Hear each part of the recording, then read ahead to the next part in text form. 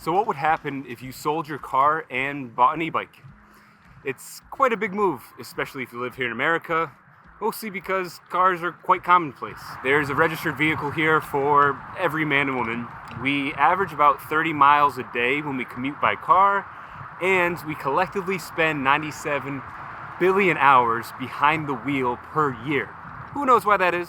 Maybe it's a bit cultural, or that's just how our infrastructure was designed, but now car ownership costs the average American over $1,000 per month. There are more opportunities to work remotely now more than ever, and there's a trend that encourages people to do things a little bit more local.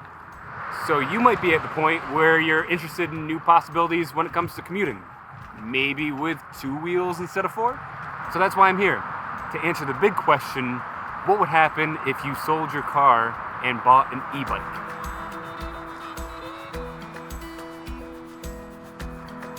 But first, some quick background about me. I was never a bike person. I had one when I was a kid, but once I got a car and my license at 17, I had no other reason to ride one again. But 10 years later, I started to feel a bit of a disdain for my car. I started freelancing, and the money wasn't coming in as consistently, but the money was going out consistently with the car. All of the associated costs and general liability and the loomingness of a surprise bill gave me nightmares. And I wanted the ability to travel on a moment's notice and to go live somewhere if I just decided to. And it just seemed like the car was weighing me down quite a bit. And while wrestling with these thoughts, I went to visit a friend out at Zion National Park in Utah and found myself on an e-bike for the first time ever. And who knows if it was just the scenery or the fun time I was having or just the novelty of it, but I fell in love with being on that e-bike. Time to go. So when I got back home, I did some research, found the bike I wanted, picked it up at a local bike shop, stuffed it into my 2016 Ford Fusion, drove to CarMax, sold it on the spot, and then pedaled my new bike all the way home that day. And now, about 1 year later, I've accumulated about 3,400 miles on this thing, and it's still my daily driver. So I wanted to give you an idea of what it's like to just have an e-bike in case you were thinking about doing the same. Oh my goodness, this camera is gonna fall. Oh my goodness. In the middle of traffic. Ah!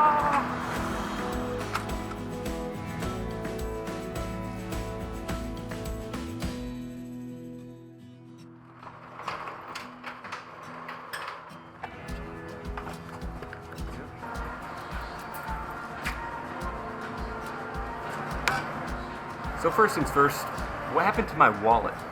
So I bought the Trek Verve 3 Plus for about $3,500. I also purchased some important add-ons, a lock, helmet, panniers, pump, and some oil for about another $200. There has been some maintenance and upkeep that would probably get covered at around $20 a month, and a full charge costs more or less $1. So what does that $4,000 get me? The motor has enough giddy up to get me into the flow of traffic, and the pedal assists up to 20 miles per hour. On a full charge, it can last about 80 miles on the lowest setting, Eco, which is kind of like riding a normal bike, but honestly, I live in turbo. In this setting, I'd say the bike does about 50% of the work, so it makes riding it a breeze. And that much power lasts me about 20 miles. The bike itself is quite heavy and cumbersome to pick up. I got the XL frame, and it weighs about 60 pounds. For further info, here are the specs, but again, I really don't know that much about bikes. Just know that whenever someone sees it, they're just like, yeah, this is a really nice bike. So the upfront costs were expensive, but the general usage is super affordable. And I think the one really, really, really important thing to consider if you are thinking about buying an e-bike is don't cheap out. It's better to get the bike, especially if it's going to be your daily ride. I found that this Trek was a safe bet, and although e-bikes could probably go as high as $10,000, the $3,000 to $5,000 range gets you everything you need from a reputable brand with enough bells and whistles to take care of you. And when compared to the cost and liability that come along with car ownership, it's definitely a big win for the wallet.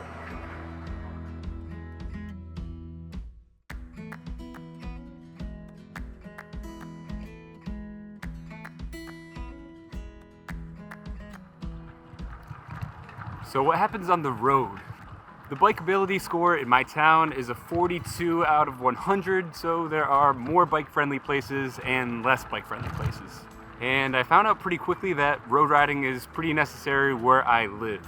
It's often the most direct route and the safe spot for me to be, but I didn't know how to ride in the road, nor did I feel comfortable in doing so, and that was definitely one of the initial hurdles I had to get over. But overall, I've been to 5 states, had about 3 tune-ups, 2 flat tires, and I think even 1 break-in attempt. Right here, they try to take a hammer to my battery. So what happens with other drivers? 99.9% of drivers are super considerate and nothing ever goes wrong. But I have been heckled a few times, I've gotten a few fingers out the window, and a few angry, aggressive revving and whatnot of the motor. Sometimes bikers and car drivers can have a strained relationship, but generally, everyone's pretty cool. So what happens with social life?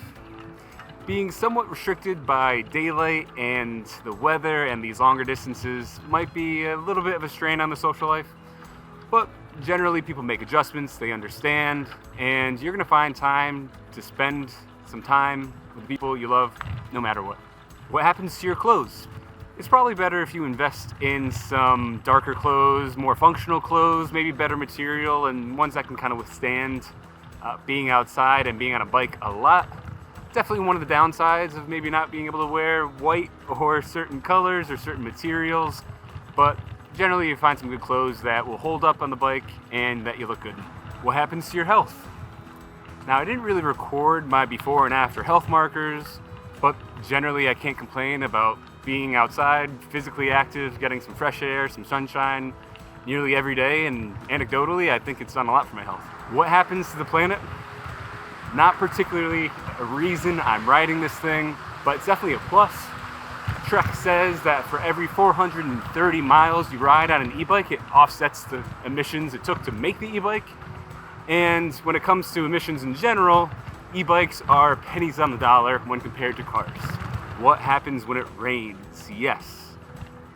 I would invest in a pretty good raincoat and making sure that all your things are waterproof that need to be waterproof, having the shell, stay home if you can, and when worst comes to worst, it's a big morale booster to ride around and humming, "Have you ever seen the rain?" in your head. What happens when you have to go somewhere far? Ride your bike. Make an adventure out of it, make a weekend trip, make a day trip.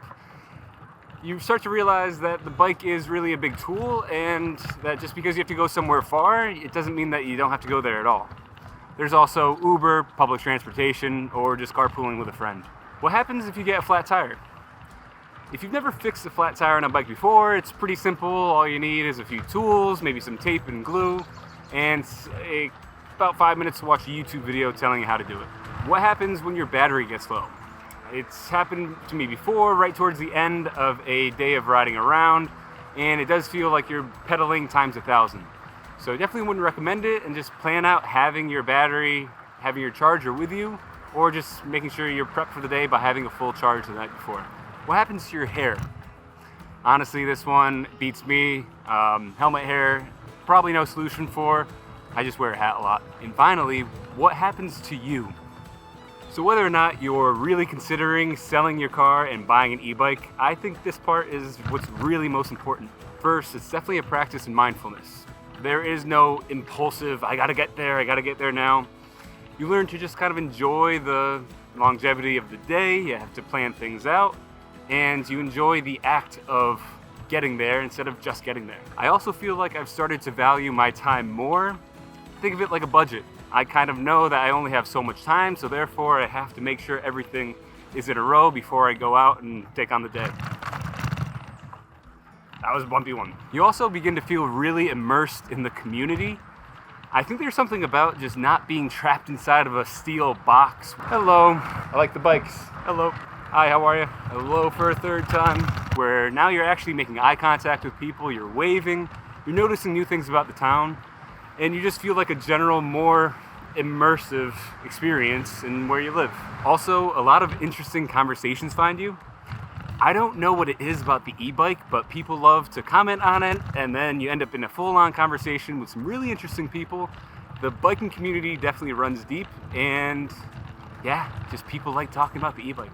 And lastly, when you're on the road, life does become a bit more of an adventure. Albeit, maybe it's not exactly what you want when you're running daily errands like going to the grocery store, but you kind of learn to take it in stride, and life does become a bit more interesting. Long story short, I love this thing.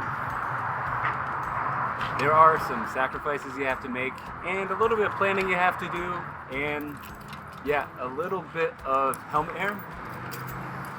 But the e-bike does make this way of commuting just so much better. And although it might not be for everyone, there are people watching this whose lives would exponentially benefit if they were to sell their car and buy an e-bike. So if you are interested in the idea, don't hesitate to reach out and ask. I'm here to answer any questions or curiosities you have about it. And regardless, I hope you get to where you're going safely, mindfully, and enjoyably. Thank you for watching.